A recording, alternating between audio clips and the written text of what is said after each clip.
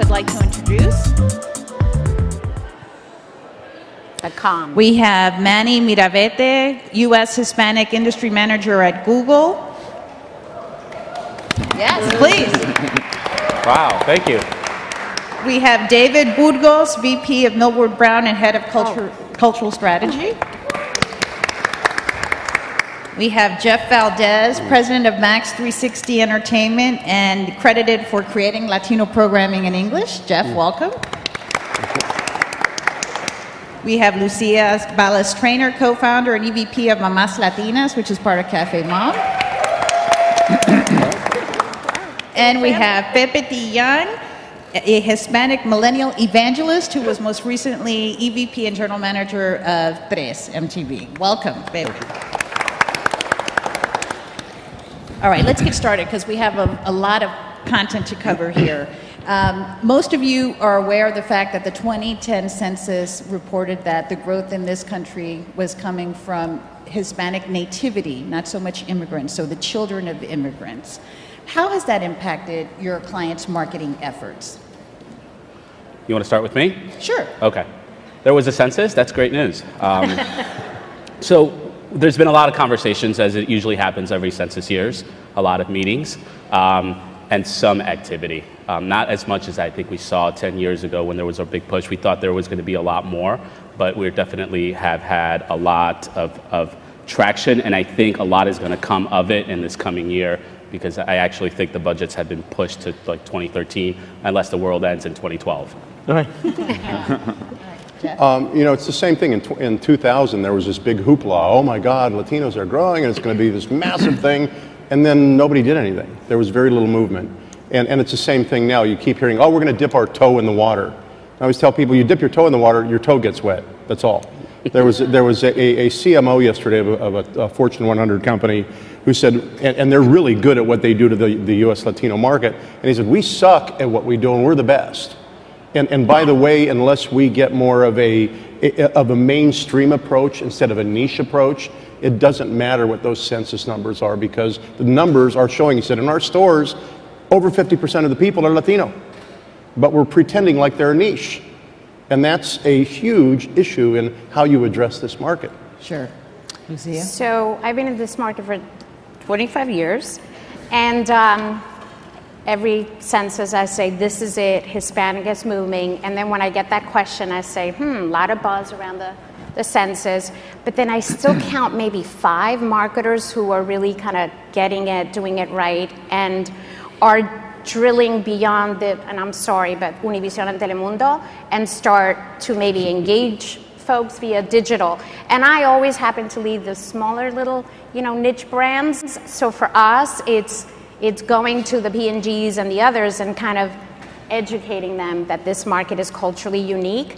And now that nativity is fueling the growth, I feel like it's almost more difficult, because it's easier to say they're Spanish and therefore they're not being reached via mainstream, rather than, you know what, I don't think being culturally unique merits a different strategy.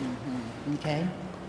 To me, what happened also is, like, if you put it into context, the census came after a horrible recession. So even if they wanted to do something, they probably couldn't do something. So I think that's the biggest difference between this one and the last one. I do feel that there was a lot of interest, a lot of like, oh my God, because also it was a more, the United States was more Latino, not only in New York, Chicago, LA, Miami, but all over the place. And I think that diversity of where Latinos are now also becomes more sexy for a company that wants to, a national campaign and stuff like that. It isn't just a market campaign. So I think those were the 2 biggest things. And the interest is there. We just got to see the actionable plan from the interest. Okay. David?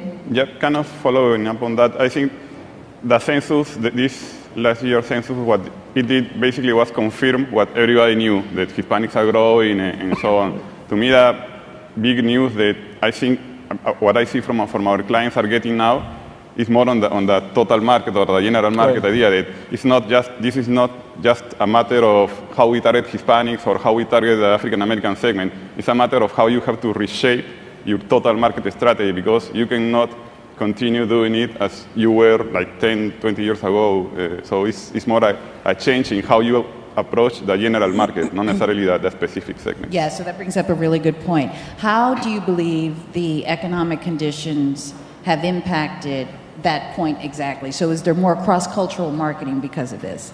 Yes, there is much more need for that. We see that in all the conversations with our clients.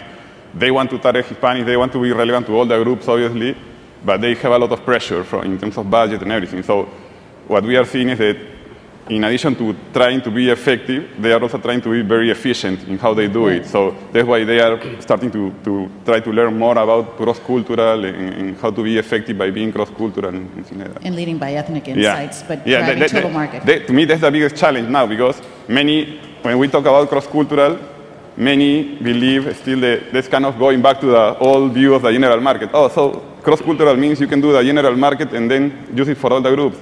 That's not true. Now, what cross-cultural really means today is that the insight, the idea can come from any group, not only from the whites to multicultural. It can be the other way around too. And actually, we have evidence that in many cases it's more effective actually the other way around. So we've seen that too. Yeah. Excellent. To add a little bit to his point, this brings up something that we've actually experienced in the market and talking to different clients, is what they're calling centers of excellence versus multicultural groups within them. And I've seen that evolution on a corporate level overall. So I've always worked at organizations that were very large, like Microsoft, Google, AOL, and always had a small Hispanic or multicultural department. And what I'm seeing developing both on the client side, for lack of a better word, from retailers to CPG, and also on the publisher side, is that they're integrating the cultural resonance or knowledge throughout the organizations. It's taking some time, but that's the strategy they're taking, both to save money and to really get everybody thinking as an overall market strategy. You know, one other point is because, and this is sort of piggybacking on Jose's point about the recessive environment always forces marketers to focus on the short term. And, you know, in Hispanic, when your brand has little awareness or many, you know, don't identify with your brand, it's a lot about relationship building. And that's been the issue with going beyond the Univisions and the Telemundos, which it's all about reach and awareness. And then they say, you know, I'm not getting it. And I've also heard from some pretty iconic brands where like, we lost their trust. Well, because you haven't been there. You haven't been deepening that relationship. You haven't been building trust during the recessive environment. Just, you know, the value proposition was not enough. And to relationship build, you need to, you know, engage the public, get to know them, and have an emotional connection. And that's where, you know, with a bicultural market, it's all about educating them on how culturally unique it is. And it's just, you know, it's a different conversation that you're having with marketers, but the media folks are the ones that pressuring you to meet their short-term ROI media impressions and their goals. I think if they really want to understand Latinos, they should have been at our dinner last night. We had dinner last night, and it was fantastic. It was 3 hours long. Everybody was talking over everybody. We were screaming, drinking. It was a cultural event. It was not, you could not hear forks scraping on the plate. And we had the staff from the restaurant actually sitting down and joining the they were getting involved in the conversation about Latinos at this French restaurant last night, and it was engaging because it was a cultural experience. It was, I've gone to my brother-in-law's last name is Nelson, nothing against wasps, I love him. But you go, they have dinner with his family, and it's a very different cultural experience. So when people are being squeezed on their margins, and now they're being told Latinos are multifaceted, not monolithic, and the multicultural audience is multifaceted.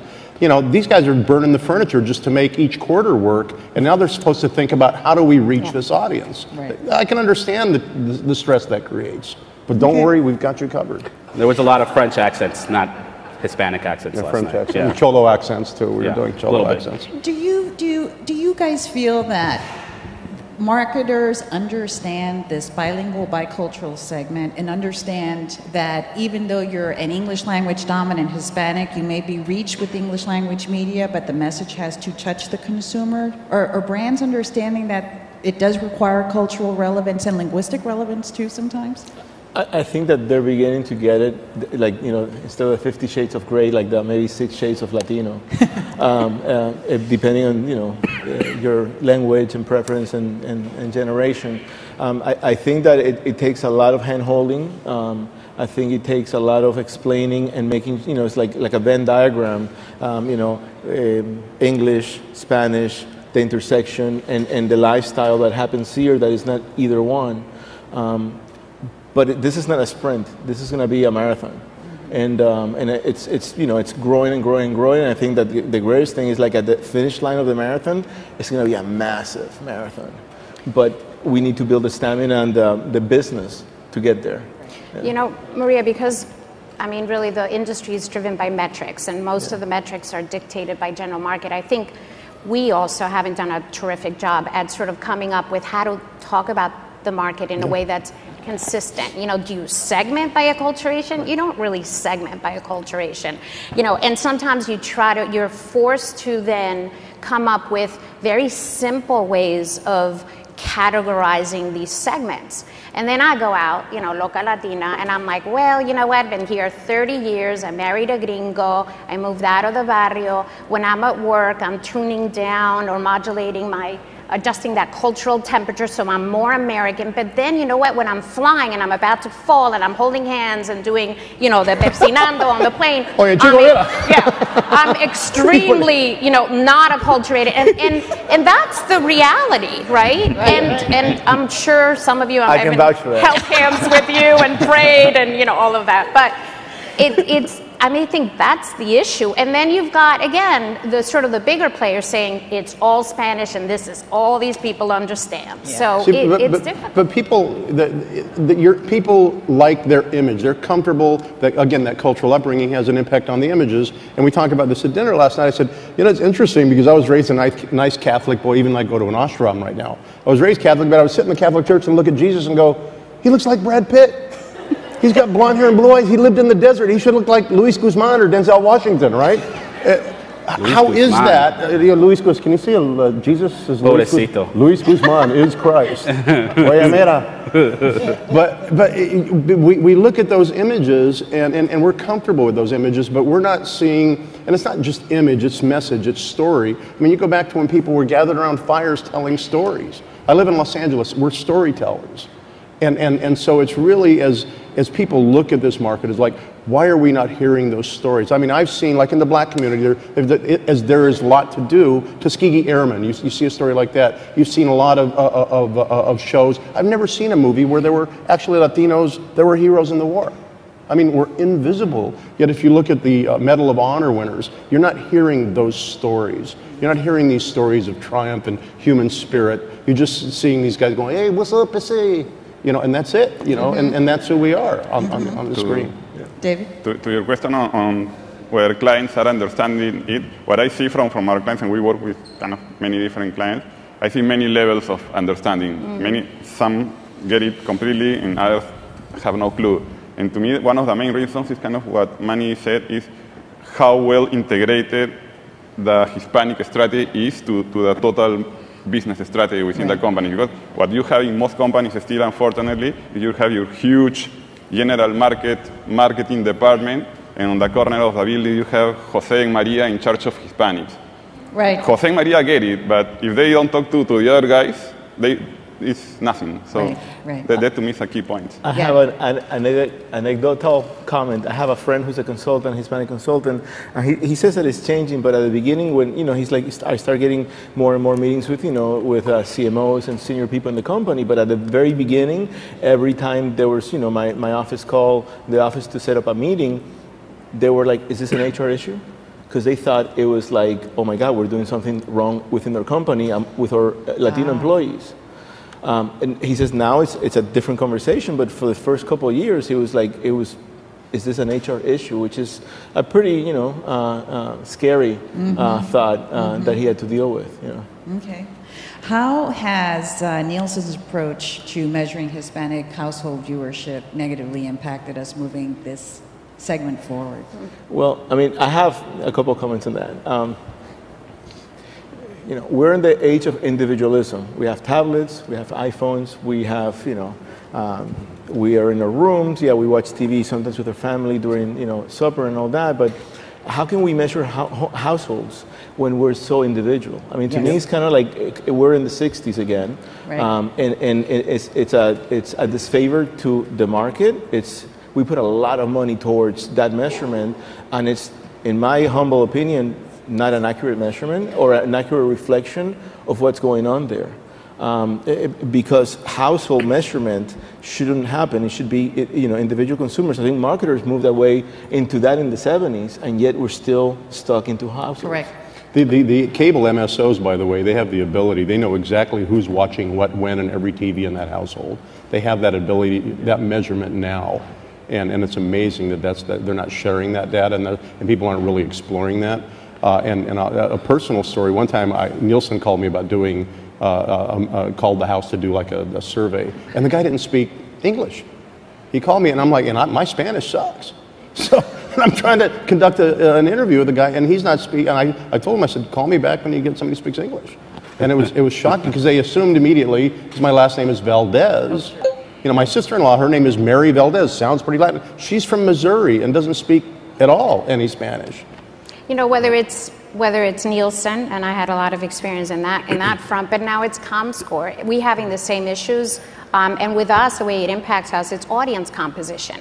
So because we're bilingual, it shows that a lot of our English users are not Hispanic because they're not necessarily identifying them as Hispanic. So, we have to go by the general market metrics, but unfortunately in Hispanic, there's still that you've got to change it up a little bit in terms of the methodology. Otherwise, it doesn't help us. Right. You can't go by EZ and IA in their last name.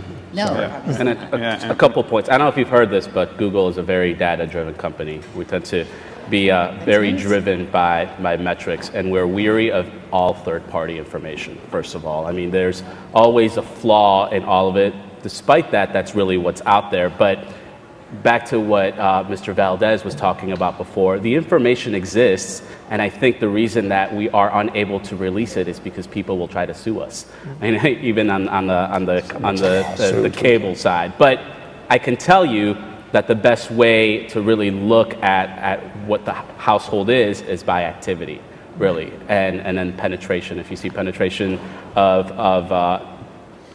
laptop devices and mobile in the Hispanic space tends to be equal. There isn't really a cannibalization of PCs by mobile devices. And within that, you can have two completely different behaviors. And that's how really we kind of look at the Hispanic household, despite the fact that we do use third-party information. Yeah, but you know what? In the Spanish area, and correct me if I'm wrong, but that's also led to people saying, oh, the Spanish dominant segment is not online.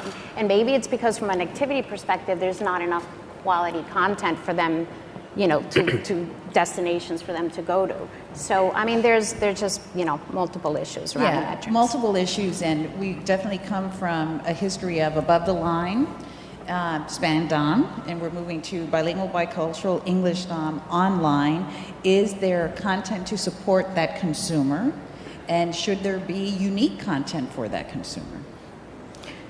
I think so. Yeah. For sure. Yeah, and we see that we do a lot of copy testing in advertising research, and there is no content. And that's kind of, we have, for many years, we have pushed so much for the Spanish dominant, that everything has to be in Spanish and everything has to be culturally relevant, that we assume that, what we were saying, that all Hispanics are the same, that all Hispanics are very Mexicans with mariachis and everything. That's not true. So, and especially for biculturals, they are a unique group. It's not that they are half American, half Hispanic. They are kind of creating a new, different third culture, and we are not understanding it. So we are not creating any content that is relevant for them, regardless of the language, because no matter if you say it in Spanish, English, Chinese, or Russian, the most important thing is still content all the time. If your message is not relevant to them, they just won't listen to you. Relevant and authentic too, because I think that the authenticity point is very, very important because they have choices. So if you're authentic, I'm going to go somewhere else that I feel that is more authentic, and it's contextual too. It's where you are. I mean, Lucia, you're more Latin at home probably, and less Latin at work. Super Latin on airplanes. But you know, it's a moving target. So I think that, you know, if you start creating a brand that you know, addresses you know, a large percentage of that being, you're going to be in their top of mind. They're going to be relatable to speak with them, not at them. That's a big difference too in the way that we've done copywriting in the past. And we exaggerate, and sometimes I think, and again, this is my humble opinion, that, you know, when we see questionnaires about, like, you know, the Spanish preference, you know, I mean, my sister could say, oh yeah, I'm bilingual. No, she's not. She speaks maybe 20% in Spanish, pretty bad Spanish, but she's not bilingual. That's absolutely right. I totally agree. And that is a nuance that, you know, it's like, you know, what kind of music you listen to? I listen to salsa. I'm like, no, you maybe listen to salsa at a Quinces, but you don't have Celia Cruz's collection in your, I mean, so it's contextual too, and we exaggerate. Yeah. So when we're making big statements, I think we have to take into consideration the nuances of what those are, because otherwise we can say, oh, this is who we are, and it's not necessarily that. It's, you know. Right. You know, oh, go ahead. We do a lot of below the line, you know, now that we're in social media and digital, and it's been amazing, because when I was on cable, they would say, oh, Latinos are not, you know, subscribing to cable, and it goes back to, well, is there any relevant content? And that's how we launched Galavisión, and, you know, they would actually subscribe to pay-per-view events and then disconnect, if you remember. Mm-hmm. And then when I went to sell people in Español, they're like, Latinos don't read, right? Well, again, it's like maybe the content is not there. Now, this was more of a Spanish-dominant audience. What's amazing about social media is, based on the conversations that we're seeing among the moms in the community, our content strategy has dramatically changed. It's much more about contextually relevant, you know, content. We now have a story that will assign where the perspectives in English and Spanish are so different because of the acculturation levels. And the conversations that are taking place around weight loss are so different among the Spanish dominant and the acculturated, the more acculturated segment. So what we do with marketers now, in terms of below the line, we do the typical paid media, but we use that for earned and owned media, which has been very effective, because the messaging or the testimonials that are coming from the moms in terms of the way they're using the products really hit at what we're talking about, is the culturally unique way that they behave towards, like, convenience food is an example, where they're making them, you know, the more convenience, the canned foods or others, making them semi-homemade or more Latinized. So we're finally seeing that content that's coming from, you know, the users themselves. And, you know, I mean, the old saying, content is king, always was, always will be, is so true. And when and the problem, I believe, the challenge, not the problem, is that we don't invest enough in content. Yeah. If you took the budget, I started a channel called CTV that's like called Nuvo now. If you took the budget of MTV3, Mundo, CTV, who are all Nuvo going after all this market, the combined budget of these 3 24/7 channels is probably less than 4 episodes of Modern Family on an annual basis. So you can't say you're investing in this opportunity if you're not. Then you look at Hollywood, which is a very closed system, right? Recently, I had a fascinating meeting with a guy who oversaw Rob, if you remember the debacle of Rob, and he's a good friend, and he said, what did we do wrong? I said, well, I saw the first 2 episodes. I said, you're going to run out of leaf blower and car wash and gardener jokes after 2 episodes, because I said, you didn't have the writers, and the writers didn't understand this audience.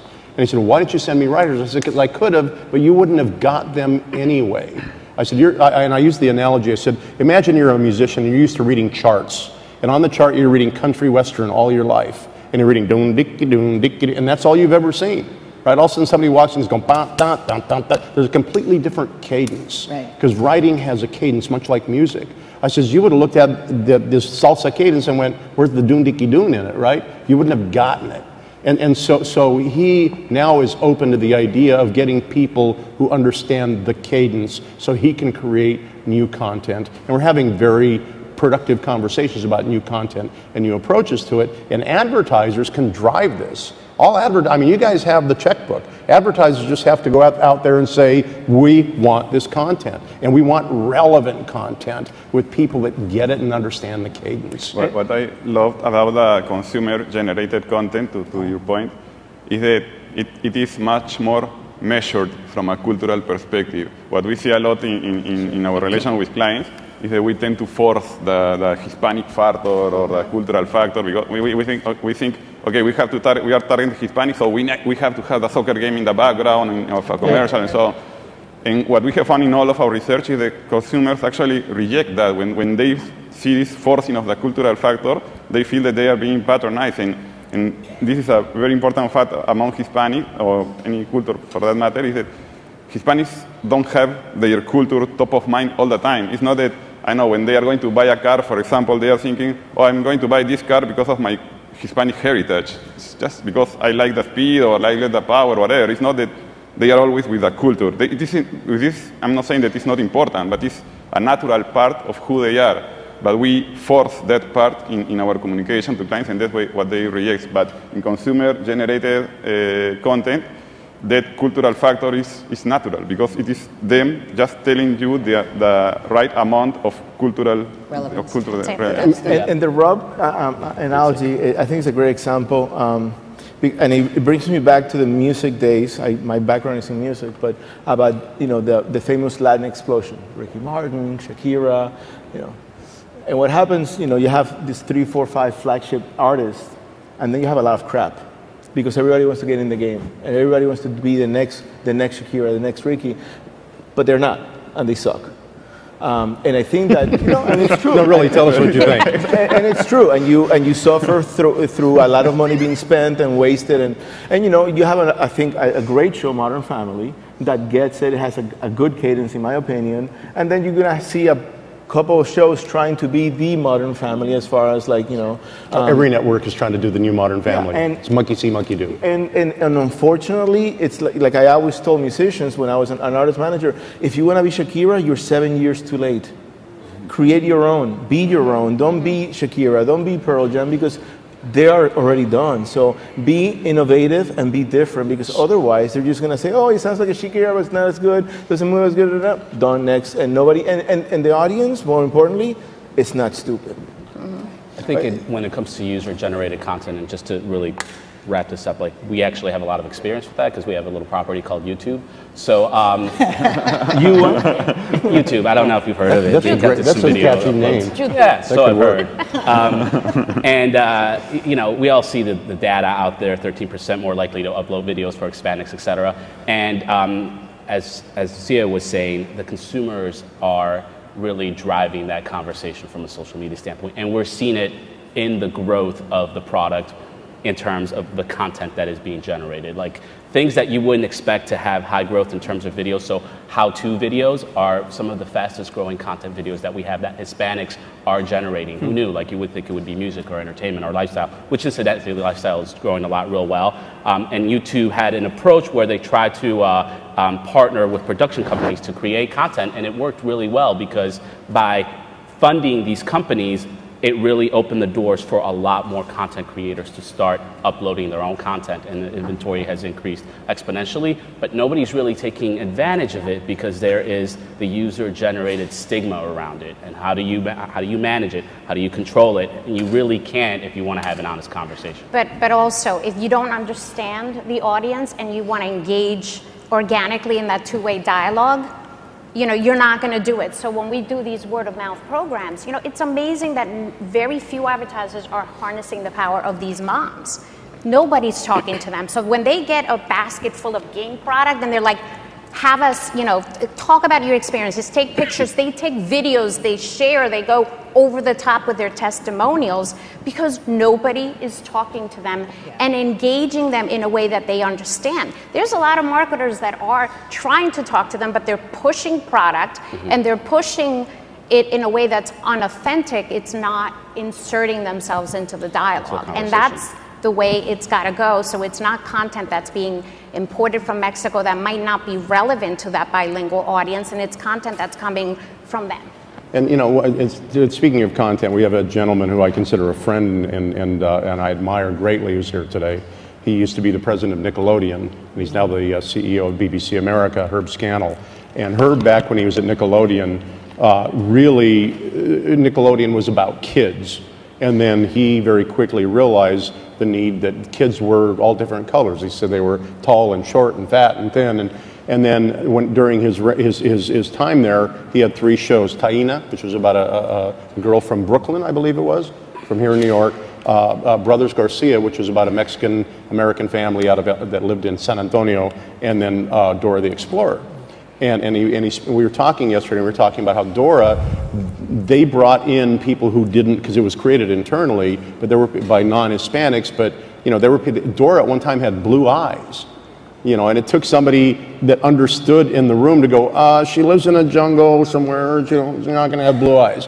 Maybe there's this but recessive, Diego has green eyes. Yeah, maybe there's this recessive gene somewhere that technically you could get there, but perhaps she should have brown eyes. And I was telling the story yesterday, but I can't tell you how many times, and I was the showrunner on Brothers Garcia, I would have to call Herb up and go, Herb, they want us to put sombreros on. Please call the people and tell them to get off the sombrero. And that was in the 1st season and the 4th season. But people, they were well intended, but it took an executive at the top to get it and to intervene at times too to keep it on track. Because content on track is content that will work. Are you guys seeing that in the case of that English language dominant Hispanic, advertisers are more prone to test online versus developing general market spots, or spots that might go on Univision or might go on Telemundo? We really don't know because we're not sure. We don't want to offend the general market if we're going to have spots that are speaking to an English language dominant Hispanic. What are you seeing that's working, and what are folks doing? What we're seeing actually is they manage it by vertical. So the CPGs are really bent on making sure it's a pure Spanish kind of experience across the board, whereas entertainment and technology is not as weary of driving the traffic to an overall area, whether it be in English or in Spanish. Our learnings show that the bounce rates aren't that high, and we're trying to educate clients in that regard and letting them know, like, it's 80% of the audience is bilingual. So this fear that you have of creating a negative user experience isn't really as valid as you think it is. It's better to have a trusted a trusted flow through what you are advertising versus actually making sure that you have a Spanish language landing page that isn't even that deep. I mean, if you want to invest money, worry about getting a mobile optimized site, whether it's in English and Spanish, versus just driving people to your own regular site from a mobile device. That's going to be a much more negative experience in language. Yes. I think also from a creative point of view, and I am not a marketer or work for an agency, but if you start thinking about your end consumer, how much of that consumer is going to be Latin, and start developing creative from the inception, so you don't have to kind of like at the last minute, can I do it in Spanish, overdub, is that going to work? But you start kind of like mapping, and some products will not really reach that. And some products, instead of trying to force feed it at the end after your copy, after your production is done, try to do it at the very beginning, just like a movie. So you don't have to, let's cast this guy because he has a Latin last name. Wait, but the part is Puerto Rican and he's from Colombia. No, be a little more intuitive from inception, so you don't end up with like, oh my God, how do we do this now after everything's done? Retrofit. Yeah. Retrofit. To me, that's a key point, because and we see it all the time, that it's only at the end of the process, when everything is done, that they start, how we adapt it to Hispanics or African Americans. But we have seen it, that's kind of what companies that are leading the way on this, like McDonald's or these ones, are doing. That any foundational research that they do to create a concept, with the concept development, they test it among all the groups. If they have a good idea, for example, and they want to target bicultural Hispanics in English in mainstream media, they also test it among the mainstream and the other groups, because going back to the efficiency point that we started talking about, that spot that is going to be very relevant to Hispanics, bicultural Hispanics in particular, is also going to be relevant to the general market, because they are going to watch it, and because we are all in this new mainstream, it's going to be relevant to them. But it's very important to go. In terms of digital, and I've managed sort of extensions of digital. And going back to the under-resourced, it's been the portals that have dominated. And really the clients have been running kind of traditional advertising, and what they do on TV, they try to replicate on the portals. what I'm seeing now, that there's a platform like Mamás Latinas where you can engage in that dialogue is, we had 5 founding sponsors, one of them in the convenience foods area. And they did a program where they did a recipe challenge, and they gave these moms this particular very Americanized product. And they were so surprised by the ways that they were using the product that were very different from their Anglo counterparts, going back to the food is love. I want to make it seem like I've been slaving in the kitchen all day to prepare this meal. So what they were doing with the products was so different. So what our partners are realizing based on, now we can do copy testing. Maybe before we launch, creative on television, copy test so we see how the moms feel about the products or, brands. We've had brands, iconic American brands, where for the most Spanish-dominant moms, they didn't even know what the brand was. So you've got to start from scratch. So digital, I think, offers that opportunity to enter into that dialogue so that your messaging, your creative can be reflective of this bicultural, bilingual audience. But it's in its infancy, and again, it's those 5, that are doing it. And a very important point on that, I think that we need to include in the conversation, is that a lot of the responsibility is on the agency side, because we know that many clients don't know or don't have the experience here. And if agencies don't bring that digital perspective to clients, they're going to keep doing traditional. Right. Can I be the kind of the radical here on this? Sure. When we started CTV, I remember in our first meeting, I looked at my head of ad sales, and I said, I want this channel to be without any commercials by year 3. I want all the program to be fully integrated. I says, that's where the world's going. Mm-hmm. People hate commercials. I don't like watching commercials except during the Super Bowl. Okay? So if we can find the right content with the right brand, create that alignment. We have a show example right now that's going into the international markets. It's all about beer, right? It's basically American Idol with beer. And the people and the fascinating microbreweries, and it's a 60-minute beer commercial, really, but it's so integrated that when an international sponsor comes into this, it's beer. We know what it is. But I think that's the opportunity. Right. That's exactly. happening online because it's the regular moms, not Mr. Downey or whoever. Oh, Downey, you got to use my product. It's the regular moms who are now inserted into those conversations and saying, you've got to buy this product because this is how it added value to my life and how it's integrated into my life. But I think you can even go more seamless than that. Right. Yeah. Well, I'm not going to completely disagree with you on in the integration part, but I do have to disagree on the commercial part. And the evidence, again, that the digital market is showing us is that at least our audience for Hispanics, view-through rates and click-through rates on video and engagement rates are much, much higher than they are in the general market. And what we have found is that our audience, our Hispanic audience, still looks at commercials as a form of entertainment. And as such, it's not language agnostic, it's really about the content. So we really continue to encourage that 15, 30-second spot, especially if it's going to be related to the content that it's driven traffic to. What we're actually doing a lot is having the advertisers use the content that they are populating on their YouTube page to create the spot, different from just repurposing something. So I don't disagree with you on digital, but I'm talking about cable and broadcast. Yeah, makes sense. There's a bigger opportunity. Digital gamma. Cable broadcast. All right. You guys have been in this space for a long time. What would you consider a best practice in terms of educating clients about this segment and helping them socialize internally, which is a barrier many times? Like you said earlier, baby, there's Jose and Maria in the corner, and there, you said it, David, sorry. What are best practices? What have you seen works in selling this segment to Take them to a Mexican wedding.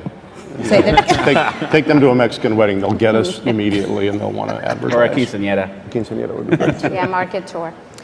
For me, and I've always, again, it's very different because I've always been part of, Galavisión, the little Univision stepchild, or, MTV3, not that it's a stepchild, but a smaller part of the company. It's always been the little guys. What's worked best, and I'm seeing it now in digital, is we actually go to the marketers with turnkey solutions. So now that we're 9 months later, we've seen that the platform has filled a huge void. We're going to our marketers who don't even have a Facebook page. And we're saying, you know what, we found this insight about your product, we're leveraging this insight, and we're building something that includes social media extension and always on platform influencers and everything that works. Here it is. And by the way, you don't need anybody in your organization to do it because we'll do it for you. And that's worked with MTV3, that's worked with People en Español, that's worked with all of our marketers. It's turnkey solutions that they can do so they're not competing with their, so many priorities and the big platforms that they're involved with. And get rid of their fear. Quite frankly, a lot of people are afraid. I do a lot of keynotes and lunch and learns called Everything You Always Wanted to Know About Latinos But Were Afraid to Ask. And I tell people, don't be afraid. There are no stupid questions. You have to be able to ask these things because there is a genuine fear of like, oh my God, this might sound like a dumb question. Right. Well, that's okay. We've all asked dumb questions. Right. Right. I think I made a list actually, but well, no, because we drank last night. So one of the things is like this is a growing tribe, and they're looking for leaders. So make sure that we are able to provide leaders, whether it's leaders in business or leaders in entertainment. Another thing is that find similarities that they don't make them afraid. So it's like we're different yet we're the same, so we can have that conversation at the same level, and then we can add, one of the things that I always did is like, I am your flank person. So this is you, and then I can help you get better, even when talking about like English language television or content. Take the conversation beyond ROI. Because it's a lot more than that. It's about growing a business, not just a quarter. Hand-holding and education. I always say that this market is a CD. You have to put money and it'll grow. But if you don't put money, it's not going to grow. So it's that conversation saying, look, it is a business. Let's hold hands. We'll walk you through it. We'll educate you, and at the end, it's going to be it's going to be very much part of the identity of your brand, your culture, and everything like that.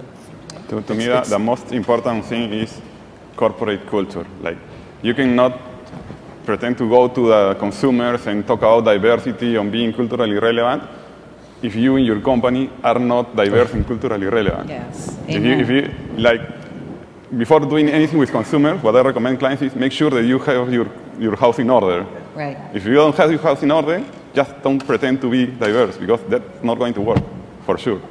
I'm going to put my Google hat back on and say, put your hair in. For us, if it fits, it's metrics and data. And the challenge there is really getting somebody that will be willing to pay to do the kinds of studies that we need to show the information in order for them to participate. So it becomes a little cyclical, but fortunately, there have been a handful of advertisers who have tested that kind of approach, Spanish to English, bicultural, bilingual messaging, and it has worked. And we're coming up with a number of case studies that can prove. And you and I worked on one when we were at Microsoft that actually had a lot of really good information around it, and unfortunately, they didn't follow through with that. So metrics and follow through has been what would seem most lacking in that regard. To Manny's point, and that's why we kind of put the media proposal that meets all the impressions and everything that the media department are looking for. But what we tell sort of the marketers that are excited about this market is that media proposal, that media spend is paying for your owned and earned assets, which is the way the market in digital is going.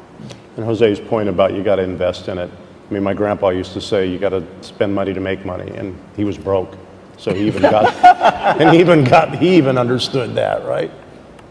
Are you seeing with advertisers the discernment of that multicultural influencer and why the ROI? Speaking of ROI, we talk a lot about ROI as investment. We talk about ROI as return on influencer.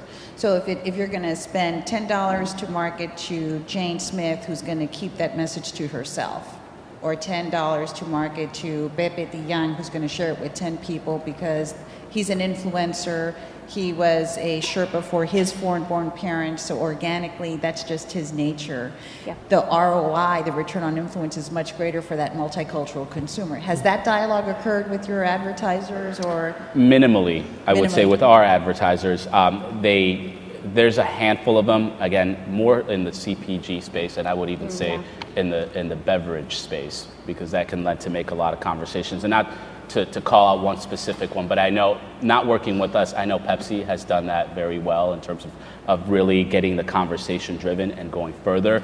The issue with them is that they've had so many iterations of multicultural strategies in the last 10 years that they're still really trying to get a handle of what it's going to be, but they're taking the right direction. Hopefully it's going to lend to ROI on their end. But again, by vertical and minimal, and that conversation always comes up. It's like, help us figure out how to do it, and really that it becomes up to us to help them. Yeah, as a gatekeeper, you know, now that you asked that, I'm thinking out loud. I mean, but how do you measure that one?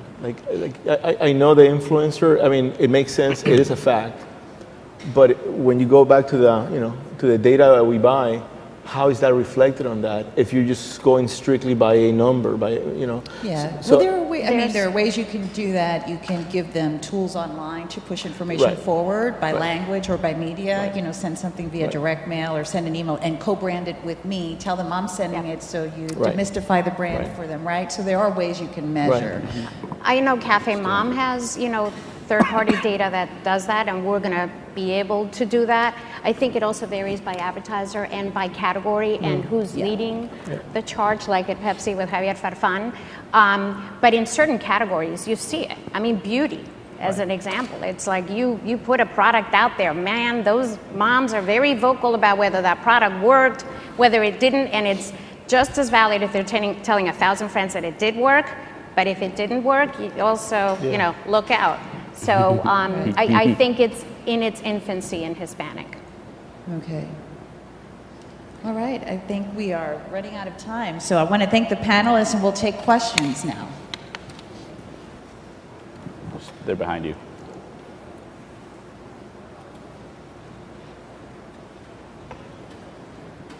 Is there? Oh no. Hi. I love the whole. Yeah, I love the whole approach for kind of the multicultural and integrating everything to just give out one message. And I think it's Chevy that has a new commercial where the dad's name is John, the mom's name is Mary, but the little boy's name is Toñito. So I'm just wondering, what's your take on the fact that you might lose some of the general market when you throw these messages out there with such a Hispanic flavor to it, I guess? I can answer to that because we have done research on that. The risk of that happening is very, very low. You always have your extreme people, and we know that. But the risk of alienating the general market is very, very low. Actually, for example, in terms of casting, we have done a lot of research because something in our general market database, we have thousands of ads. We have seen how advertising has changed from in the 1990s, it was all white casting, very little multi-ethnic, multiracial. Now it's the opposite. You have much more multiracial than white. Yeah. And something that we have found in the research with general market people is that they are actually the group that complains the most about having all the white casting. Is that right? Yeah, wow. Because Hispanics and blacks and Asians, they are already the minority, so they are kind of used to it, and they are used to it. But when they see white only in advertising, whites complain because that's an important factor too, that whites are also part of this multicultural marketing. Yeah. Whites are also multicultural. We are all in this together, so that's, to me, the risk of that happening is very, very low. Yeah, and the fact is that, you know, blacks are marrying Latinos, Latinos are marrying whites, so it's the cross-pollination. Sure. I mean, it's not like it was in the past that Mexicans married Mexicans. That, I mean... We're like the Club Med of culture, man. We party with everyone. But you have to be careful, because obviously, depending on who your target is or where you are doing, if we are doing kind of local initiatives in, I know, Montana, obviously you have to be more cautious. And look at Jay, Gloria, and Manny. Let me name those three characters. They cross over pretty well to a Latino market as well as a general market. I want to clarify part of your question. I don't think we're getting a message out saying that one message, that you should put out one multicultural message. I think, and I don't know if everybody else got this. I think what we're saying, it's got to be contextually and culturally relevant and nuanced. Just to clarify that point. And by the way, the fear, back to your fear question, that's actually a typical question that we get from a marketer side. It's like, am I going to alienate my core if my point of purchase is in both languages, or if I'm playing salsa music?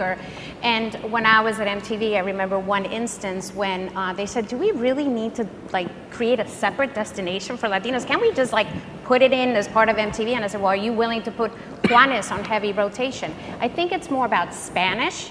If all of a sudden you're running an all Spanish spot in a general market network, that might alienate. But if there's cultural cues, which we're seeing more and more of, I think that's a great approach. Well, and historically, we're in a creative business. If you look historically, if you remember, Michael Jackson was not allowed to be played in rotation on MTV at one time. We're in a market that's constantly evolving. Right? I wish now they would play videos on MTV more times. And look at Gangnam Style, Korean. Other questions? We have YouTube for that. That's it?